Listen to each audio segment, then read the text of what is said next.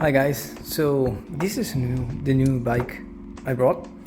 It's a Ducati Monster 620 from 2002. It's in a really good shape, but I paid really cheap because she's a non-runner, so we need to figure out what's going on with the bike. But what I knew is that it was stranded for a couple of years and it has I don't know, like more than 70,000 kilometers, but it's really nothing for a bike this old. It has more than 20 years. So the first thing to notice is that the brake pedal is completely bent outwards, but there's no significant scratch or something like that tell me that the bike fell. Actually, everything is pretty clean, so maybe the bike just fell, and this is in agreement with this. I have a missing turn signal. Maybe the bike fell somehow and bend this and break that, but everything looks great.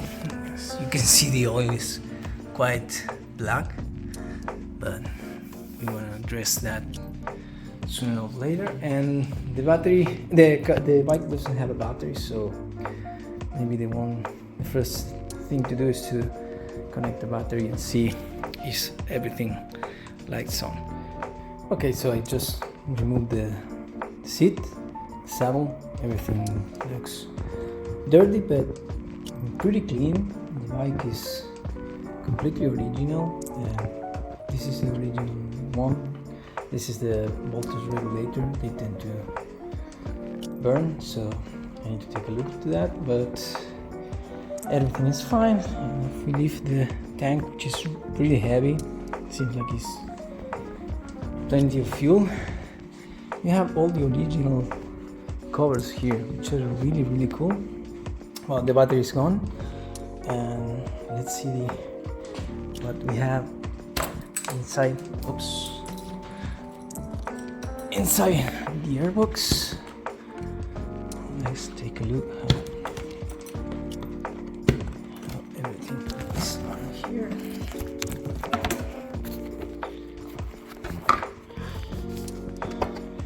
Well, everything looks pretty clean. The filter looks like new.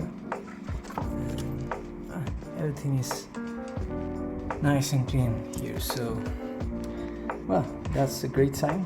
Now we'll jump the cables here to connect the battery and see if everything lights up. Okay guys, so I jumped the battery on and everything is that the immobilizer is blinking, so let's give it a try. Great, I hear the fuel pump.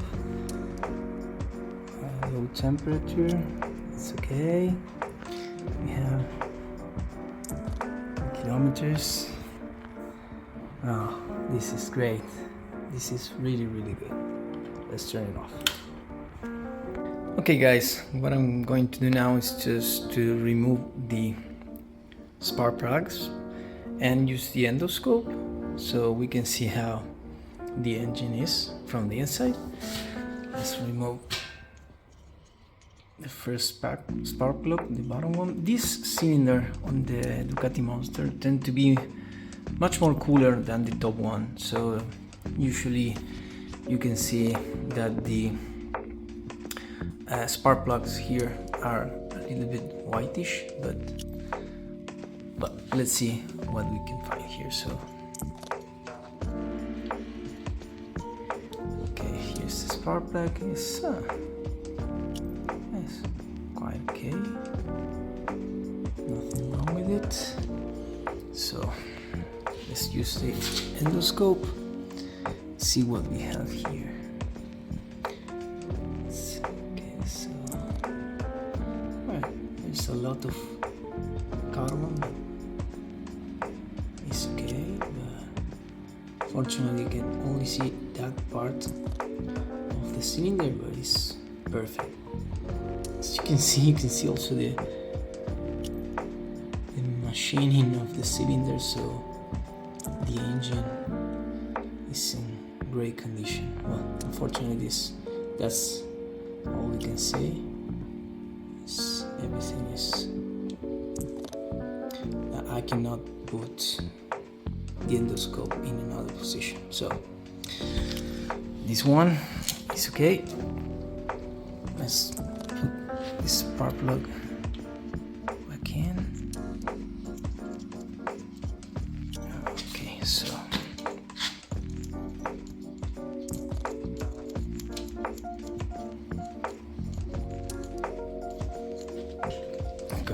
let's go with the other one.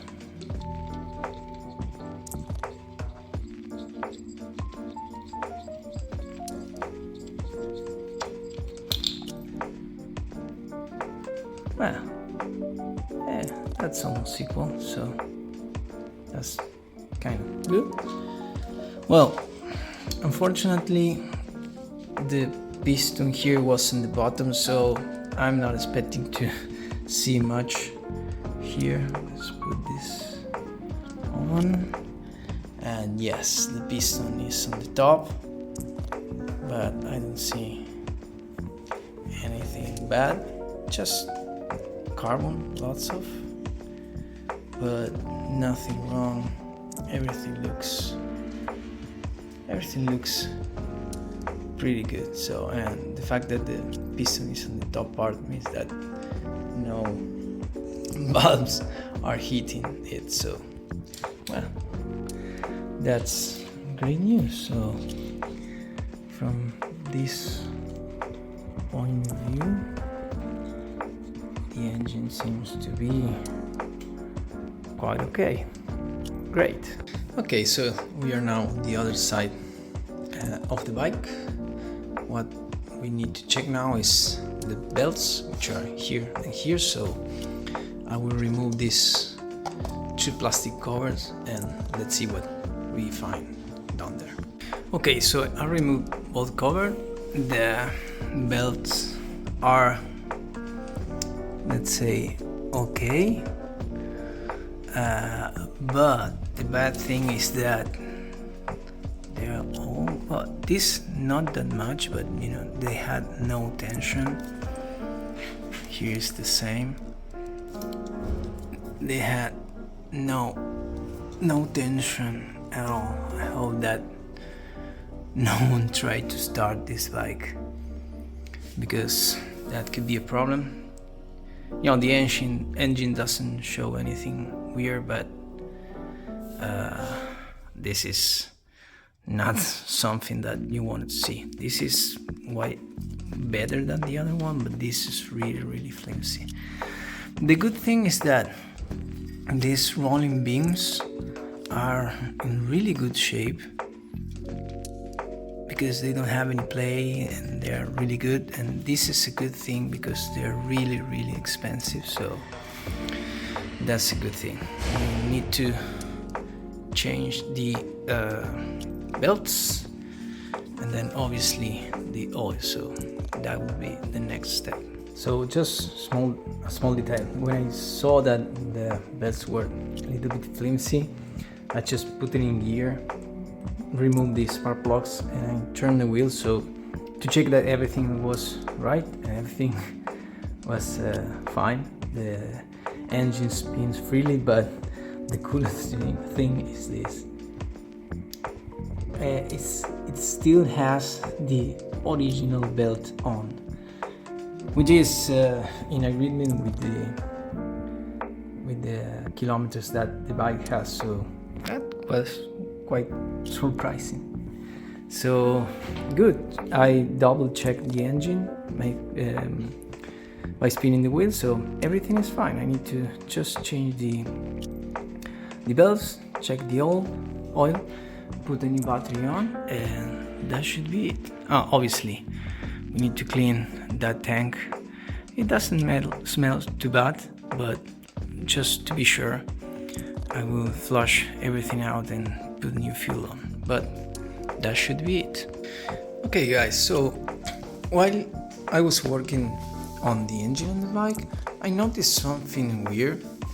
The tank, this is the clamp for the tank, and below the key, so in that position, it has some sort of a hook, that hook there, and when you put the tank down, it just didn't work. It just didn't go to the right. The ring didn't reach the right position on the hook. And if I look here, it's like everything is offline. Also here, you know, there's a huge gap. Actually, I can put my fingers on. So I didn't get it, you know, on the first try, but then I realized that if I remove the seat,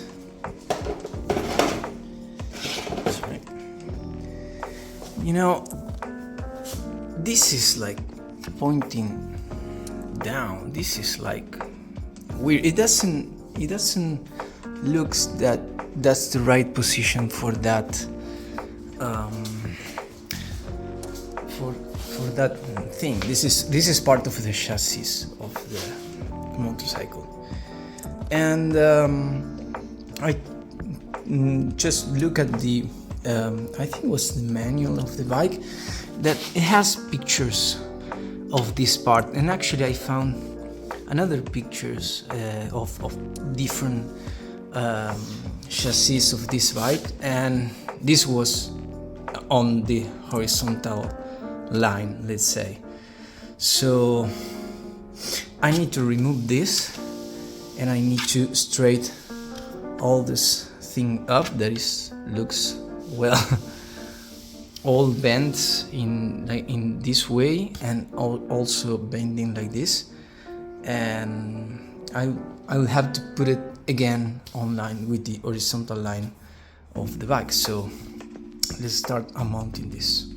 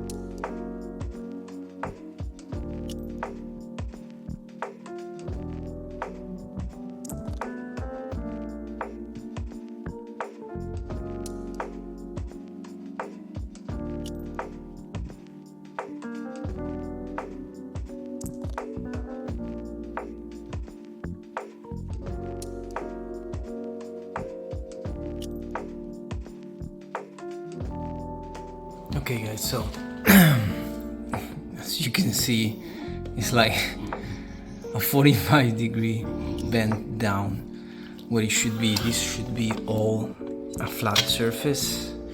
So what I'm going to do now is to just pry it with the bar and start moving all this to the original position. Let's see if I can do it this first, like rising this tip towards the upper part, and then lowering this, because as you can see, it's all bending upwards too. So let's see what we can do.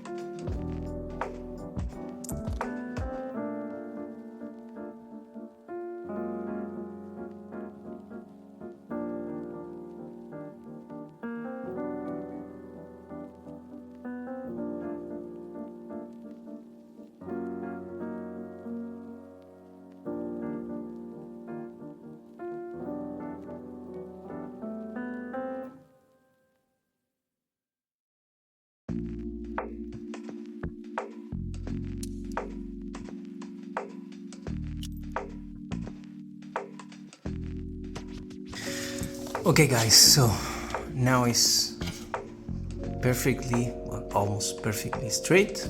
I put the hinge again and everything aligns perfectly.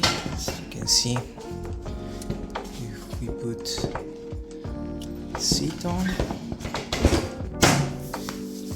now there's no gaps, everything is perfect. And here on the top the tank is perfectly fixed, so that's great.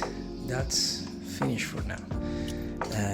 Now I'm going to fix that arrow because it just arrived, so I'm gonna install that, so it's the last part of the aesthetics of the bike, guys. But just before starting with the turning light, I found something odd.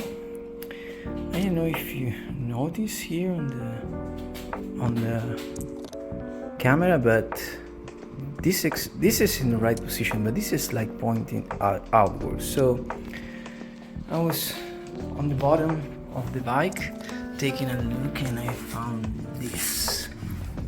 So the exhaust has a massive heat there, but unfortunately there is nothing much that I can do right now, so it will stay that way for now. The good thing is that the engine has no signs of being hit or something, so it's a good thing. So, well, that would be a fix for another day.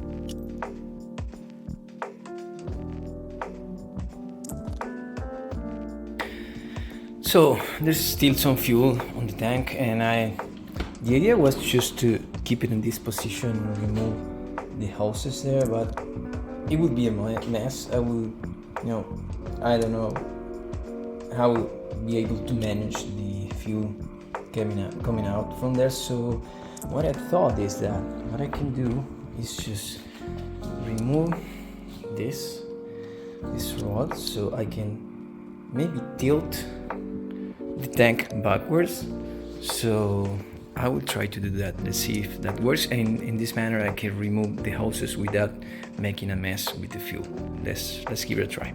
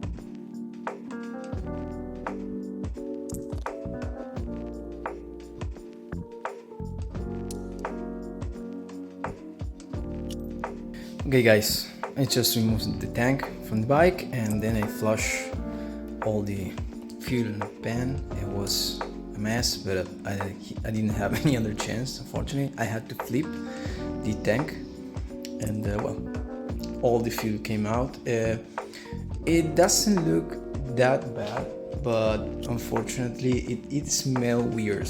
Not bad, but weird, so it was good to clean everything. What we are going to do now is to just prepare the new battery. So in the meantime, I can put this on charge while I'm still working on the bike.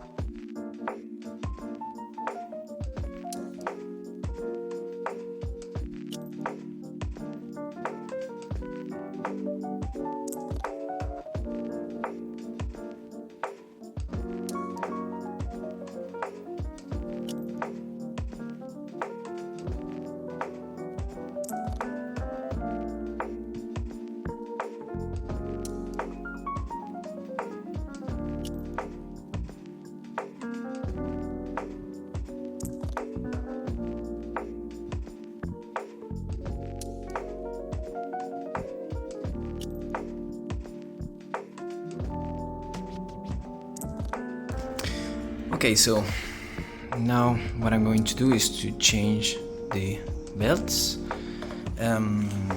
You have the reference here. You can see this one, you can see this one, and this one, but they are not aligned with the point that they should be. You know, they're slightly off. You have here and you have here. So I need to turn the engine a little bit to put them in position. You should have a key here where you turn the engine to the right position, but I don't have it, so I'm going to do it old school. I will remove these spark plugs on the other side, put the bike in gear, and just turn a little bit the wheel until everything lines up. So let's do it.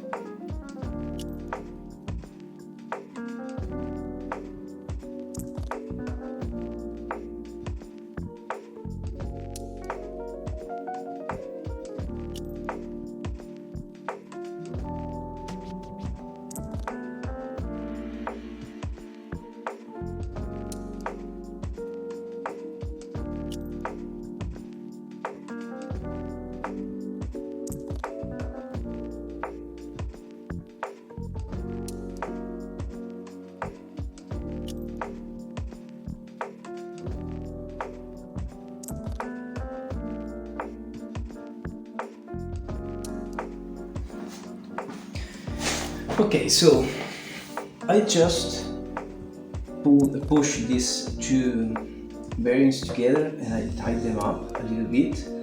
And there's this empirical measure for the tension of the timing belt, which is that a 5 Allen key will pass, sorry, a 4 Allen key will pass between the belt and this bearing, but not a 5. So we are in this point now. Actually, as you can see, the 4 just passes, but the 5 is just really hard to do it. So I think we are in the right spot. And but the other thing is that I have here also the Gates app for the frequency of the belt. So we will just make some measurement to understand to which frequencies correspond that tension condition. So we will start with the top one, with this, let's say.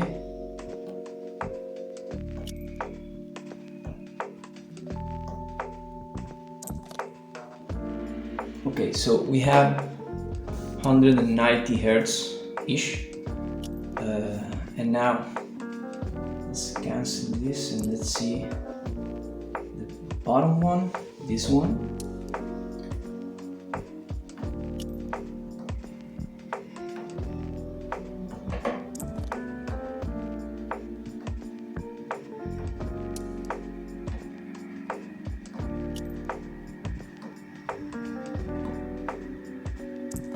Okay, so there are other noises on the ambient, but as you can see, we have 220 hertz, more or less. So what I'm going to do now is to do the same thing that I did here, but tension in this part of the belt.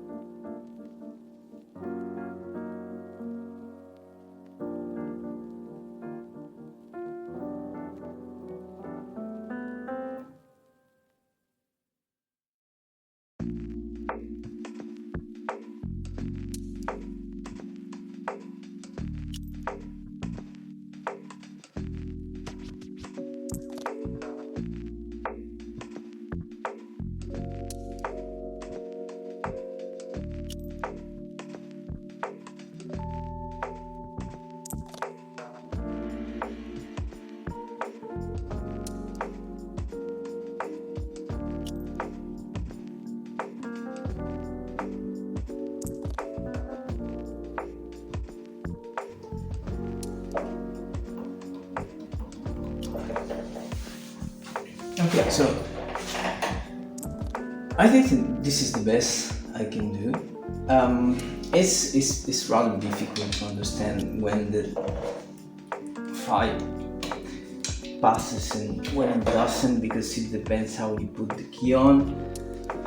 But well, the thing is that in terms of frequencies, and if I make vibrate the belt, this is like the same system but rotated 90 degrees, and if I make vibrate this one and this one, which are the corresponding ones, you can clearly hear that this has a higher frequency and therefore a higher tension, but it feels almost the same. And also by touch, it feels that they have nearly the same tension. But if we make the same thing with the bottom one and this one, they have the same frequency. So I don't know, maybe there is some difference on the positions of those things, but they sound almost the same. So sorry, this one.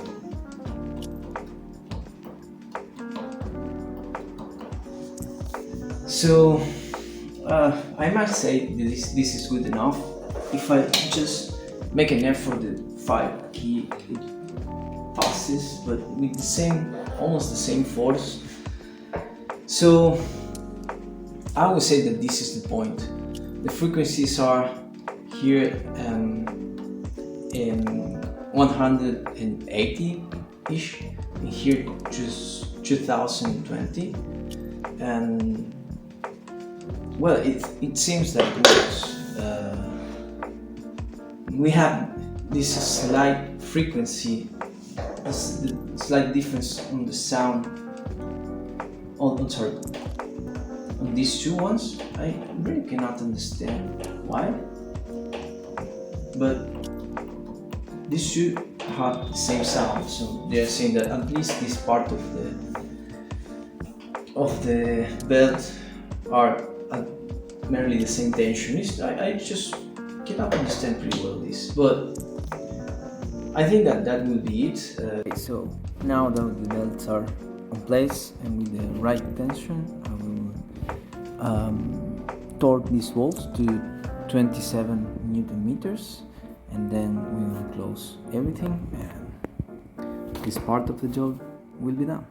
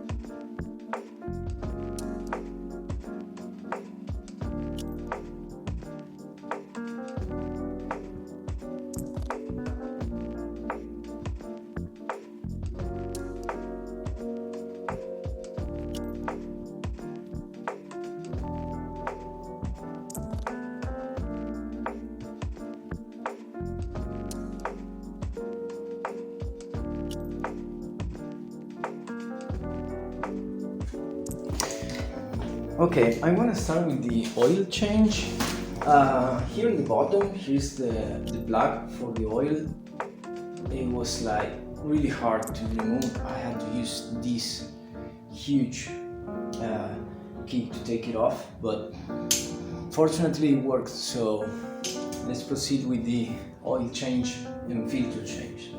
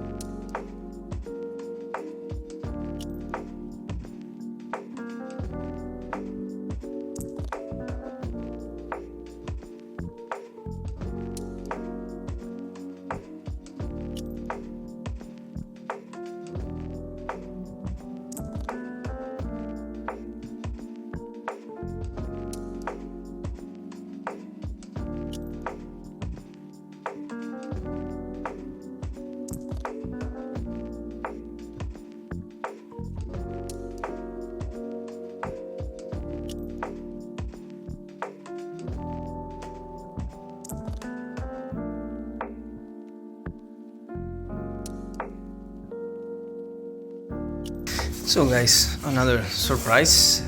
I obviously already drained the oil. It's pretty dark and smell weird. But the thing is that I need to remove the oil filter and the exhaust is bent towards it, so I cannot remove it. So I need to remove the old exhaust pipe. That means also removing this part. So, well, and that's all because of the heat that the exhaust has on the hand, but obviously it pushed all the exhaust toward this part, and that's the problem. Okay, so I'm gonna remove the exhaust and then the filter.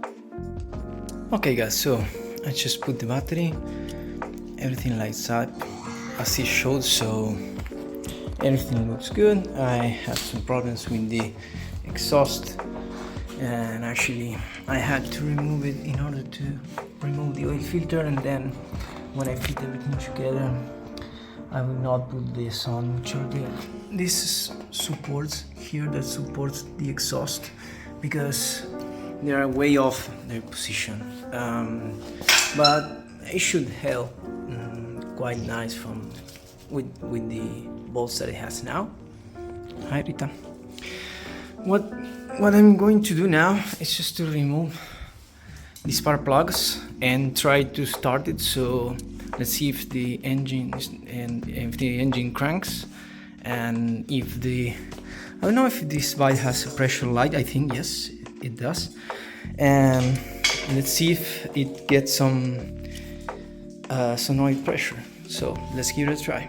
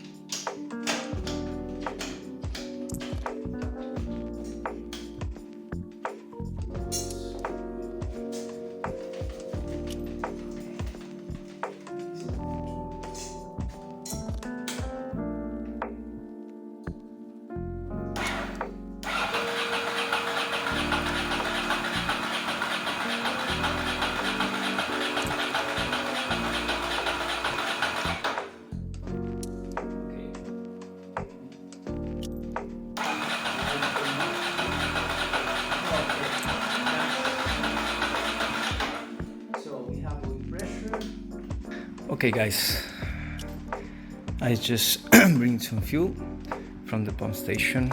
I'm gonna fill the tank, and then I want to try to start the bike. I want to check if there's no fuel leaks or nothing, and then I would try to fire it up. So let's see how it goes.